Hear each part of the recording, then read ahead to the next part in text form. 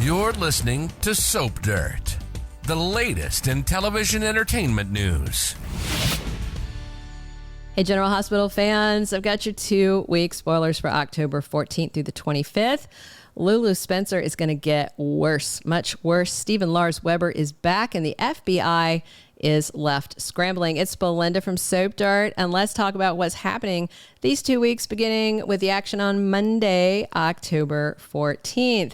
So Brad's making a very bold move. On Friday, we already saw, and they'll probably replay it on Monday, he immediately figured out that Portia's the one that tampered with Heather's test. And he's telling someone on Monday he found something interesting. Now, maybe he's going to the other co-chief, Terry, or maybe he's going to Liz, who asked him to look into it. Or maybe he's going to go directly to Portia because she has been all up his backside, being very bossy, very abrasive. And, you know, he can't hug a friend. Come on. So I am very interested in how that goes. But Portia, her attitude is about her paranoia, not his professionalism. And I admit there's questions there, but still. Liz talks to Terry about Lucky, and she's also worried about someone dragging her into trouble. Could be Rick. And speaking of Rick, he spends time talking to Curtis Ashford, and Curtis is very upset to find out that Rick thinks he's got a pretty good chance to get Heather out of Pentonville since, you know, she had been aiming to kill his kid back when she had heavy metal poisoning. Alexis has a day in court. Looks like it should be Monday, could be Tuesday. She's in her Pentonville duds. Kristina and Mike are there. Martin already tells her early in Monday's episode, or I'm sorry, Martin tells Anna early in Monday's episode, why wasn't I notified about the new evidence, as in the ballistics test on the river gun? And that could be problematic if he says it before Sonny confesses. I'm guessing it is going to go that way. And Alexis reminds Kristina again that Sonny is the one who got them into this situation by letting Jagger spiral out and then killing him. And she said he's got to get us into it, get us out of it, because he got us into it. Dante is at the PCPD fully planning to interrupt and tell Sonny about the ballistics test, which absolutely could get him fired to stop the FBI interview. But maybe Martin speaking up will stop it. But the question is, where did Martin hear it? Did he hear it from Dante? Because Alexis's fate is determined on Monday, and Dex offers a sympathetic ear to Molly, who is hoping for good news. Tuesday, October 15th, Brook Lynn versus Tracy Quartermaine. And you know it is about adorable Violet Finn. Brook Lynn was up at the school. She and Chase were handling it. They were being good guardians. The principal was happy. Everything was cool. He's dealing with the bully. And then Tracy sends a lawyer to deal with an elementary school issue. And I think BLQ is going to tell Tracy to back down. And I think Tracy's going to tell her that, that's her very good friend Finn's daughter, and she will never stop fighting for her. We'll see.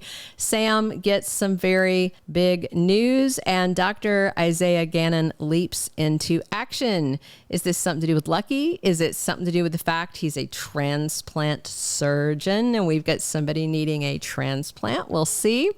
Ned has a proposition for Drew. I'm going to guess it's going to go something like, make me CEO of ELQ, and I'm going to keep it zipped about you making out with Michael's wife, Willow, but we'll see. And Michael finds himself tempted on Tuesday. On Wednesday, October 16th, speaking of temptations, Jordan is out to dinner with hunky Isaiah, who's out of the hospital feeling better. And Elizabeth and Portia are puzzled about something. And Sasha needs to ask Michael for something. Meanwhile, Brennan corners Anna. And I wonder if he's upset that she couldn't talk Jason into working for the WSB, or if he's upset she told him to tell Carly to stay away from him. We shall see. Tracy has a talk with Cody. She shares some words. And remember, he went up last week to get tested to see if he was a match. So maybe she's thanking him for it. Maybe he is a match. We'll see. Thursday, October 17th, Holly has to explain herself. She's got those diamonds. She has lied and said she knows nothing about Sidwell's business. She is playing goody two-shoes, stuff like that, but she does need to fence the diamonds through Sonny. So it'll be interesting to see who catches her at what and who she has to explain herself to. And Sasha gets some life-changing news while Tracy makes an offer of assistance to Cody, and Ric Lansing plays dirty. Nothing surprising about that. Dante and Sam are relieved on Thursday. Maybe it's something to do with Rocco. Maybe it's something to do with the search for the donor.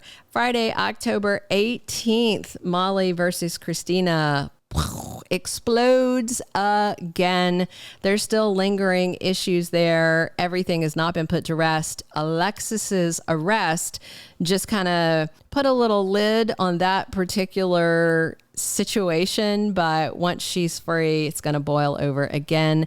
Ned is there to comfort his daughter Brook Lynn, and Felicia encourages Holly. Maybe it's, go for Robert if you want him. And Liz has an update for Lucky. Maybe it's about the donor process and about maybe them finding one. And Laura and Tracy talk about the past, and I'm sure it's going to be about Luke and Lulu, two people that they both love. All right, the second week, October 21st through the 25th. Molly's still blaming Kristina for the loss of the baby and her planning to try and keep the baby. And I don't know if Molly agrees with the criminal case against Ava. They really don't have any hard proof other than a few photos, which definitely don't show her being pushed, because she didn't push her. She tripped over luggage by the dead FBI agent left there. And Ric Lansing is a shark, so I definitely think he is going to get those criminal charges dropped, and then he can move on to the civil case and see what he can do for custody. Alexis, of course, is out of Pentonville in these 2 weeks, but that doesn't mean her drama is over. Kristina still faces a subpoena in Ava's civil custody suit and has to give testimony in the criminal trial against Ava. And of course, Ric Lansing is going to eat her lunch on the stand. Thursday, October 24th, Scott Reeves is back to General Hospital as Stephen Lars Webber, Elizabeth's big brother. He's going to have scenes with Heather Webber, of course, with a new face than she was the last time he was on, 11 years ago. The FBI and the PCPD are going to be scrambling for evidence against Sonny for the Jagger killing now that Alexis is free. And if Dante or Martin's outburst at the PCPD prevent that confession, which I believe they will, they're going to be starting from ground zero, and Dante may be in some trouble. He was already planning on taking a leave of absence. We'll see if they extend that for him permanently. Countdown to Lulu's much needed transplant surgery. Looks like the push to get a bunch of people tested yielded some results, but I do expect her health to take a nosedive by the time sweeps rolls around, which is the week following this second week, so that a live donor is no longer feasible, and she needs a full liver transplant, which will coincide with the death of Sam McCall. We'll wait and see on that. Just out of interest, I did a little Googling, little research on total liver donation from a dead or dying donor versus a partial donation from a living donor. And yes, it is more flexible to match for a total liver from dying or a corpse, as would be the case with Sam. Tissue typing is less stringent, and there's more flexibility on the size of the liver.